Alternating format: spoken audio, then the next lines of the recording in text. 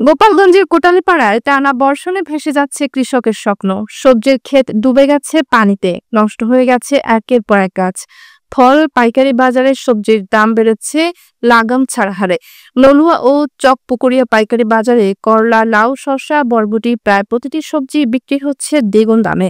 যেখানে বর্ষাকালে সাধারণত বাজারে সবজির সরবরাহ থাকে প্রচুর, সেখানে এবারের চিত্র পুরো উল্টো।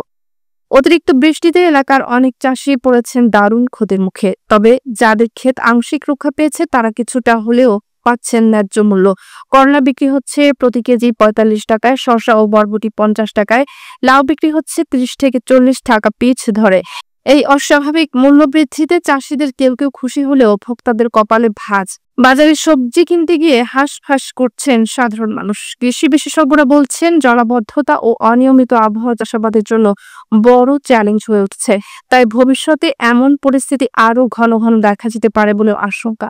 সবজির বাজারে আগুন ছড়িয়ে কৃষকের ক্ষতি পড়ে যাচ্ছে ভোক্তার পকেটও।